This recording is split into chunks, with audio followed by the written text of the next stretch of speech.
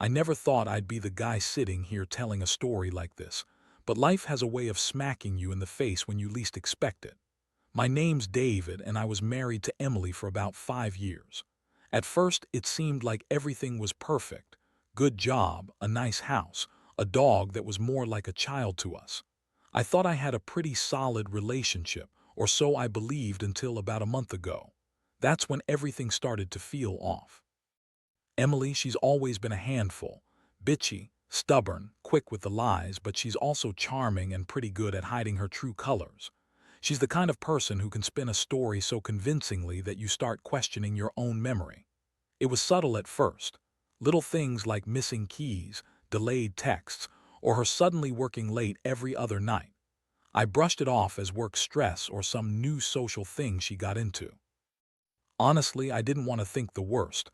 I was trying to keep faith that maybe I was just overthinking it. But then I noticed she was strangely secretive about her phone. She'd hide. When I walked into the room, lock her screen, and sometimes even take calls in the bathroom or the bedroom, whatever private space she could find. I started feeling suspicious. I wasn't the kind of guy who obsessively checked her phone, but the more I ignored it, the more obvious it became that something was going on. The worst part, I kept telling myself I was just paranoid, that maybe I was imagining things. But deep down, I knew I was onto something. One night, I decided to do a little digging. I wasn't snooping per se. I just wanted to see if there was any proof of what I was feeling. I checked her messages, her social media. Nothing really jumped out at first. But then I noticed that her recent call log had several numbers I didn't recognize, and her messages were filled with vague, flirtatious language. Nothing explicit, but enough to make me realize this wasn't just friendly chatting. I was caught between denial and a sinking sense of dread. I tried to tell myself it was just work-related or some kind of innocent friendship, but the way she was acting, it felt wrong. What really pushed me over? The edge was that I accidentally found out the truth from a completely unrelated source. I had a friend at work, Mike, who happens to be a lawyer, and he's pretty close to me. One day, I was venting about Emily's weird behavior, and he kind of paused, then asked me if I knew about her recent meetings with some guy named Chris. I hadn't heard that name before, but when he told me that Emily had been meeting him late at night, that she was seen leaving his apartment after hours, I felt my stomach drop. It was like a punch to the gut. I didn't want to believe it, but all the signs were there, etched into my mind like a sick, twisted puzzle. I had to see for myself. I decided to confront her that very same night. The funny thing is, I wasn't even sure what I'd say or how I'd approach it. I just knew I needed the truth. I was tired of feeling like a fool, of wondering whether I had been blind or just stubborn. I waited until she was in the shower, then I unlocked her phone. I found the messages, texts full of flirtation, suggestive emojis, and plans to meet up. That's when I saw the pictures, her kissing him, smiling like she didn't have a care in the world. I felt every ounce of my world shattering in that moment. The next step was obvious. I waited for her to get out of the shower and I confronted her in the living room. Her face twisted when she saw the phone in my hand. Her eyes flicked nervously. "David, I can explain," she said, her voice a little too innocent. I looked her right in the eyes and saw the truth staring back at me, plain as day. I wasn't stupid. I knew she'd been lying all along. That's when the floodgates opened and I realized my marriage was a lie, built on her bullshit, on her constant lies and manipulations. The betrayal hit me harder than I thought possible, and I knew then I had to figure out what to do next. The air in the room felt thick, like I was breathing in the fog of her lies. I didn't even know what to say at first. My mind was racing, trying to process everything. Her betrayal, the sneaking around, the fact that I'd been blind to it for so long. I looked at her and I could see the smug, bitchy smile she was trying to hide, as if she thought she was clever, but I wasn't about to get played anymore. I let her talk, expecting some kind of explanation, some lame excuse to make herself feel better. She started with the typical bullshit. "It's not what you think. It's just sex.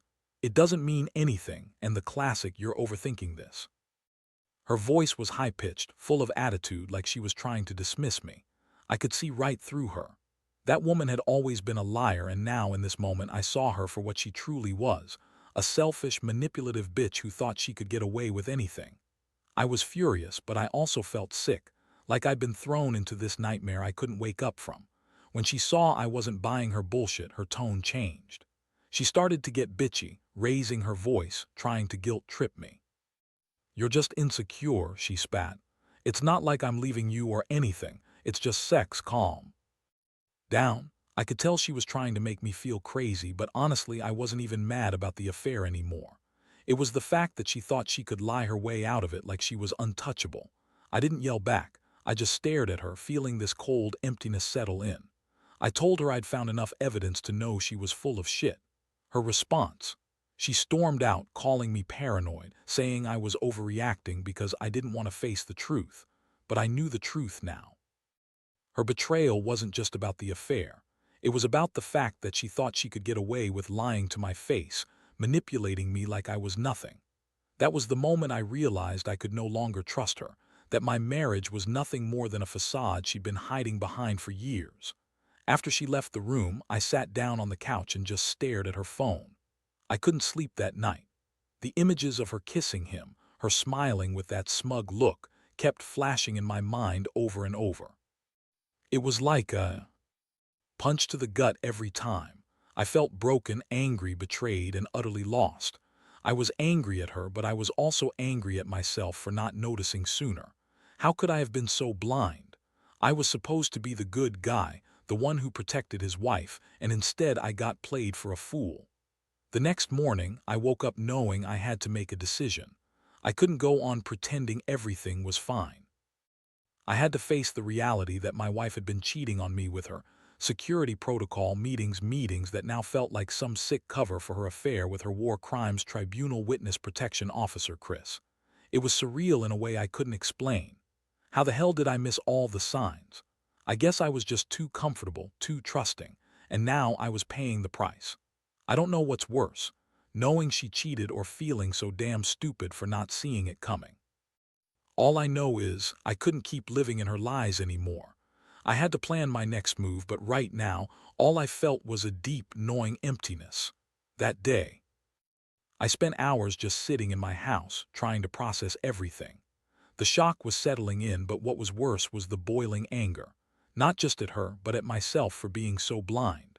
I kept thinking about the little things, the late nights, the secret phone calls, her sudden bursts of attitude when I brought up her work meetings.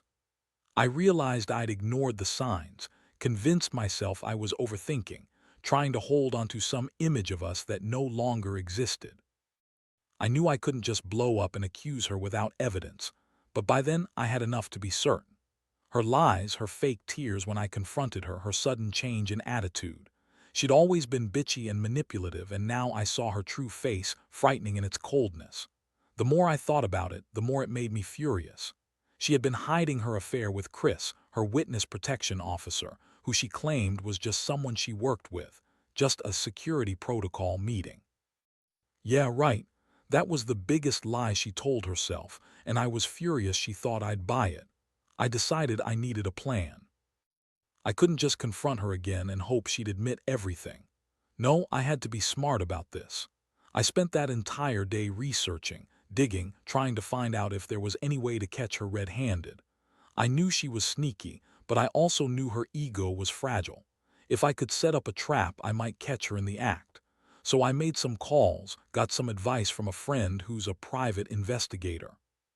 He told me I could get a hidden camera, set it up where she'd be meeting Chris again, and record their interactions.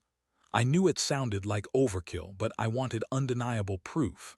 I also contacted an attorney, just in case the situation spiraled out of control. I was determined not to be blindsided anymore.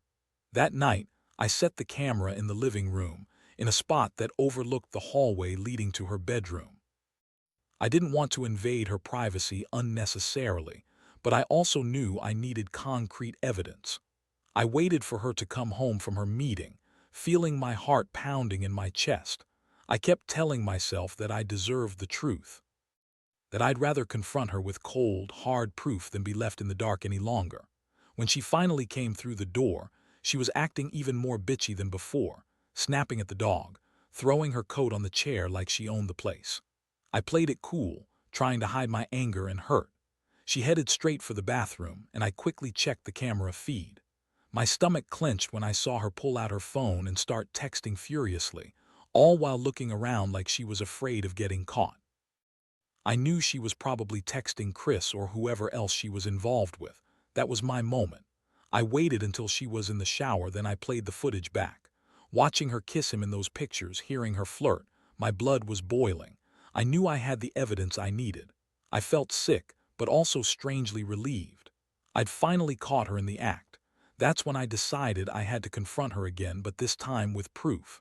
I wasn't going to let her gaslight me anymore. I wanted her to own up to what she'd done.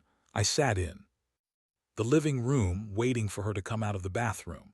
When she did, I calmly turned on the footage on my phone. Her face went pale. She tried to deny it, of course, throwing out the usual excuses. It's just sex. It doesn't mean anything. You're overreacting. But I cut her off. I told her I had all the proof I needed, that I wasn't some naive idiot anymore. Her bitchy attitude turned into pure panic. That's when she started to yell, to blame me for everything, saying I was controlling, insecure, that she was just trying to find herself. I was so furious I could barely speak. I told her she could lie all she wanted, but I wasn't buying her bullshit anymore. I told her I'd had enough of her manipulations, that I was done pretending everything was okay. The shock in her eyes was satisfying, but I also knew the damage was done.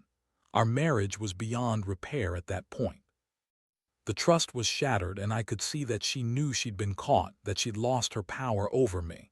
That night was the worst. She kept crying, begging me to forgive her, saying she loved me and it was just a mistake. But I didn't feel love anymore. I felt betrayal, anger, and a deep sense of loss. I realized I wasn't the man I used to be, that I'd been a fool to think I had control, to think I could save what was already gone. Her lies, her cheating, her manipulation, they had broken me down in ways I never thought possible.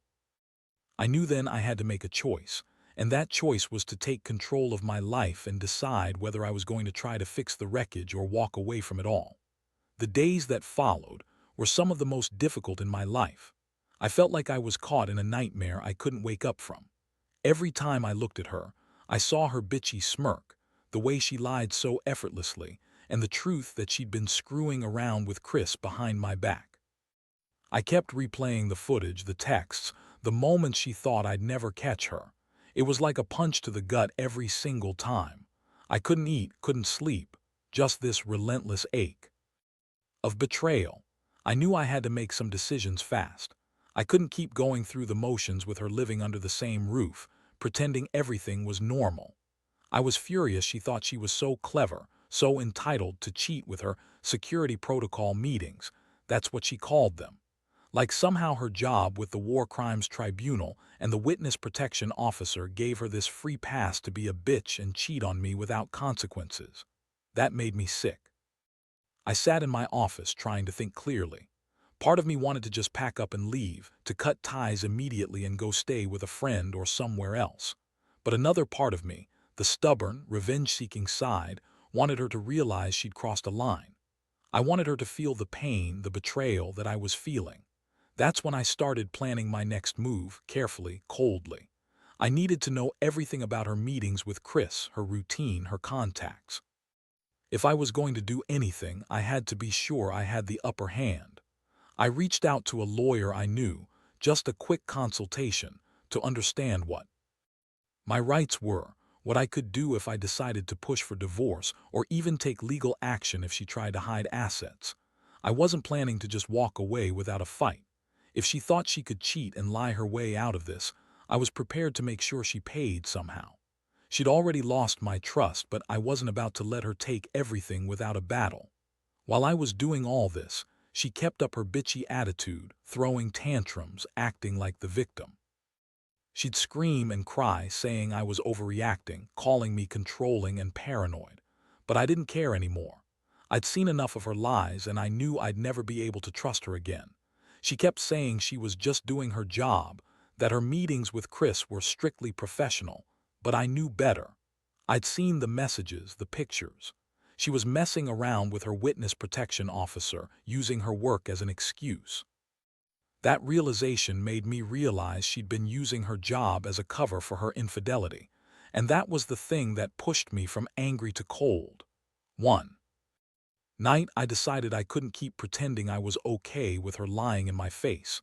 I called her into the living room and laid out everything I'd found. I played the footage, showed her the texts, everything. Her bitchiness turned into outright panic. She started denying everything again, saying I was making it up, that I was jealous or paranoid. But I didn't buy it anymore. I told her I had enough proof to send her to jail if I wanted to, and she knew it. That's when she lost her composure completely, throwing a full-blown tantrum and screaming that I was ruining her life, that she loved me but couldn't help herself. Honestly, it was like watching a child throw a fit. I felt nothing but disgust. I told her she could keep her tears, her lies, her love. It didn't matter anymore. I already knew what I was going to do. I couldn't stay married to someone who thought she could cheat and lie her way out of it. The betrayal was too deep. I started packing my things that night, already mentally preparing for the end of this chapter. Deep down, I knew I'd be better off without her, but that didn't make it hurt any less. I kept thinking about how I'd loved her, how I'd trusted her, and how she had shattered everything with her lies. The worst part, knowing that she thought she could manipulate me forever, that she could lie and cheat and never face any real consequences. That's what pushed me to the edge, to finally see her for what she really was. A selfish, bitchy woman who thought she was untouchable. I wasn't going to let her get away with it. Not anymore. The moment I decided to go through with the separation, everything shifted. I felt a strange sense of clarity even amidst the chaos. I knew I had to act fast, not just for myself, but to make sure she didn't try to pull some manipulation stunt or hide assets. I contacted a lawyer that same night, more determined than ever. I wanted everything out in the open, every little detail on record. I wasn't just thinking about getting out. I was thinking about making her pay for the years of lies and betrayal. In the following days, I prepared everything meticulously. I documented her lies, her affair with Chris, the secret meetings, the texts, the pictures. I became obsessed, but I knew it was necessary. I wasn't going to let her walk away unscathed, not after what she did to me.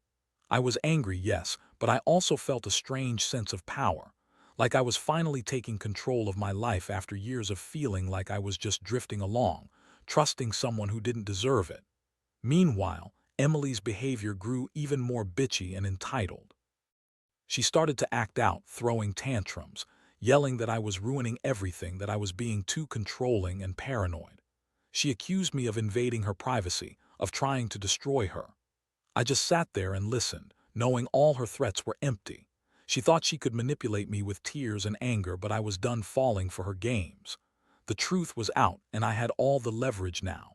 One particularly dramatic evening, she stormed into the living room looking furious. Her face was flushed, her hair a mess, and her voice shrill. "You're just jealous," she spat. "You're insecure because I'm better than you at everything. Chris makes me feel alive, something you haven't done in years. You're just a boring, insecure little man who's too scared to face the truth." It made me laugh. She was trying to paint herself as the victim, but I saw right through her. She'd been cheating on me with her security protocol meetups, and now she was trying to make me out to be the bad guy. I told her to shut up. I told her I knew everything and that I was done with her lies.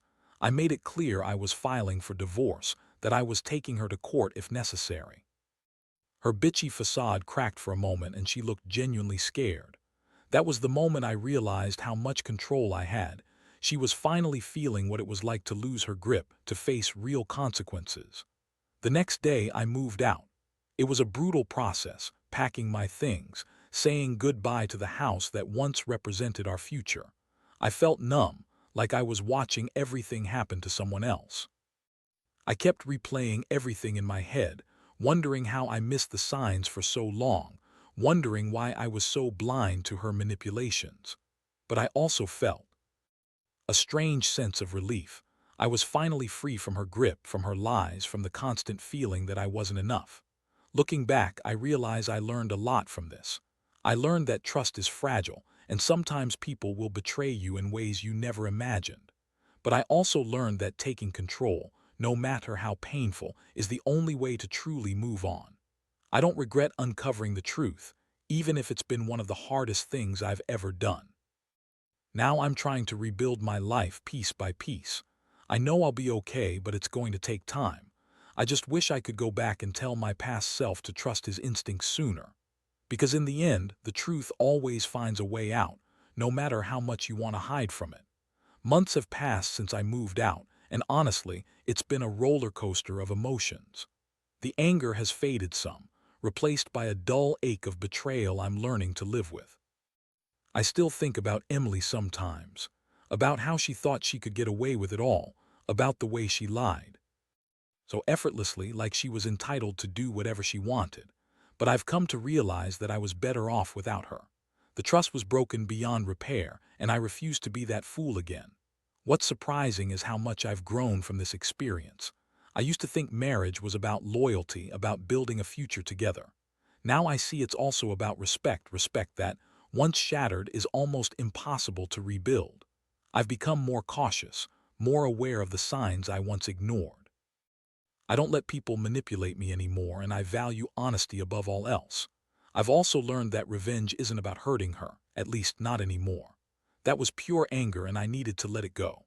Now I see revenge as reclaiming my power, my dignity. I took back control of my life, and that's what matters most. I didn't get even with her in some cruel way. I simply refused to let her destroy me. I cut her out of my life, and in doing so, I found clarity. I realized I'd been living in a kind of fog, trusting someone I should have seen for what she really was. Manipulative, bitchy woman who thought she was above consequences. Looking back, I wish I had trusted my instincts sooner. I wish I hadn't given her the benefit of the doubt for so long. But I also know that I can't change the past. All I can do now is move forward, learn from it, and rebuild myself piece by piece. I'm not sure what's next, and honestly, I don't care. Whatever the future holds, it's going to be better than this dark, painful chapter. To anyone out there going through something similar, trust your gut. Don't ignore the signs. And don't let anyone make you feel crazy for suspecting the truth. The betrayal might hurt, but in the end, reclaiming your life is the best revenge of all. Because no one has the right to manipulate and lie to you, and once you see that, you start to understand your own worth again. That's what I've learned. That's what I'll carry forward.